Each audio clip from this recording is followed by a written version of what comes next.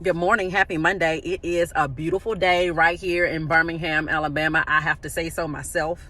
But I'm here today because Luke chapter 9 has resonated in my spirit from various angles. I preached it a couple Sundays ago at church, and God is continuing to minister to me around Luke chapter 9. This is when Jesus gives the 12 authority and power over unclean spirits and to heal the sick, to heal every disease.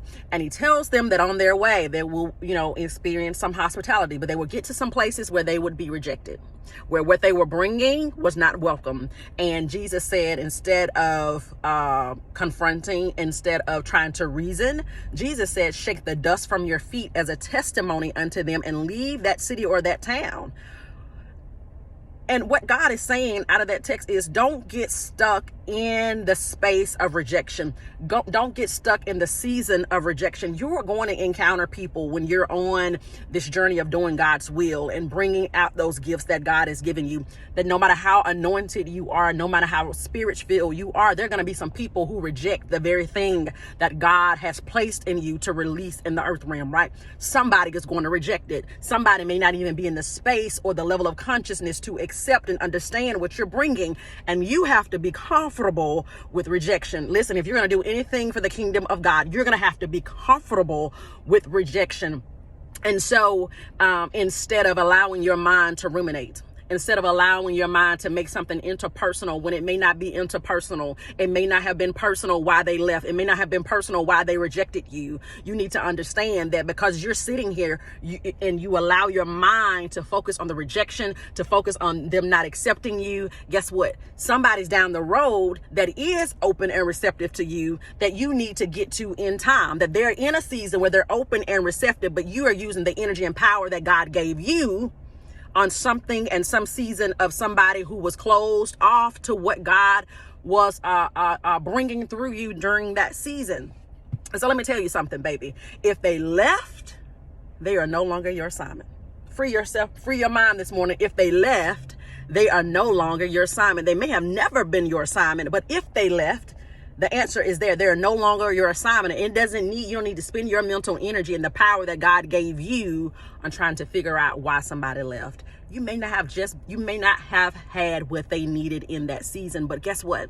That's not personal, right? God, everything works together for the good of those who love the Lord. And actually, they could have drawn more on you than you were in a capacity to give at the time.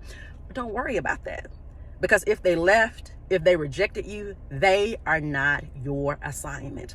But there are some people out there that you are assigned to. So you only have so much bandwidth. What I mean is, don't take the power and authority that God has given you into places of rejection, into places of closed ears, right? Don't take that. Don't force that, right? People have free will.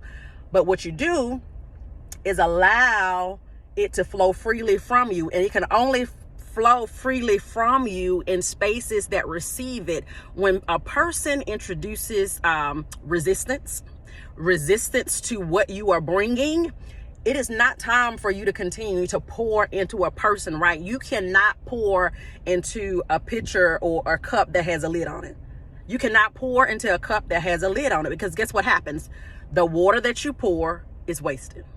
The water that you pour is wasted. So I'm here today to tell somebody, don't waste the power and the authority that God has given you on people who have closed off, or a person who has closed their ears, a person who is not receptive, and not just receptive, but is offering up to resistance to what you're bringing. They are not your assignment. They are not your assignment. Everybody won't be your assignment. If they left, they are not your assignment. So children of God, I want you to hear that this morning.